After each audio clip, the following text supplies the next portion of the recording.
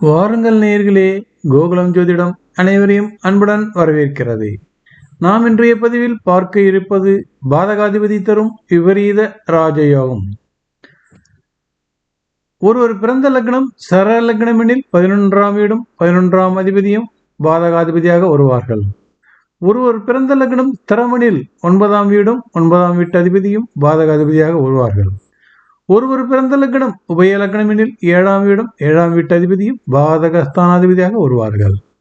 பாதகம் என்றால் கெடுதலை கொடுக்கும் வீடுகளாகும். பாதக பாவம் தீய பலனை தரும். பாதக பாவத்தில் அமர்ந்த கிரகமும் தீய பலனைத்தான் கொடுக்கும்.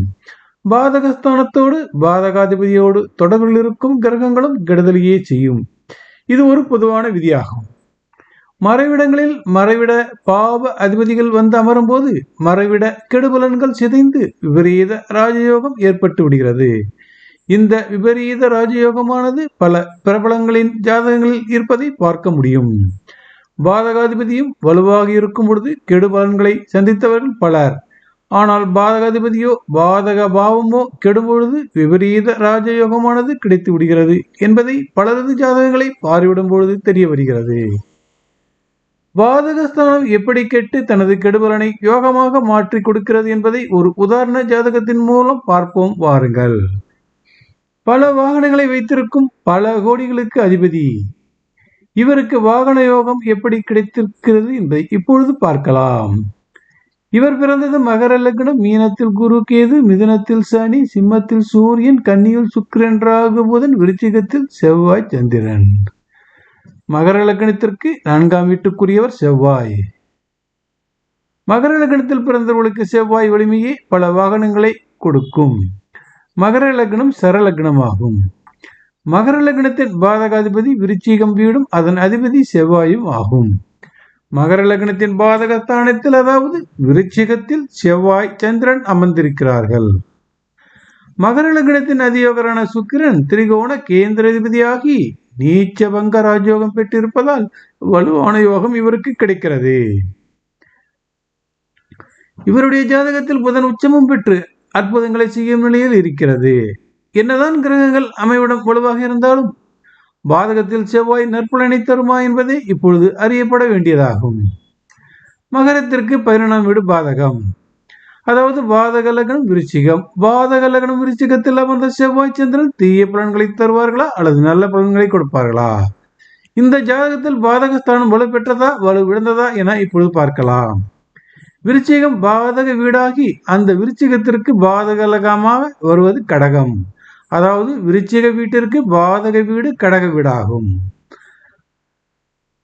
அதாவது விருச்சிக வீட்டிற்கு பாதக வீடான கடகத்தின் அதிபதியான சந்திரன் மகர லக்னத்தின் பாதகாதிபதியான செவ்வாயுடன் இணைந்து விருச்சிகத்தில் அமர்ந்ததால் மகர லக்னத்தின் பாதகாதிபதியான விருச்சிக செவ்வாய் தனது சுய வலிமை இழந்து விட்டார். எனவேதான் விருச்சிகத்தில் அமர்ந்து செவ்வாய் விபரீத ராஜயோகத்தை தருகிறார்.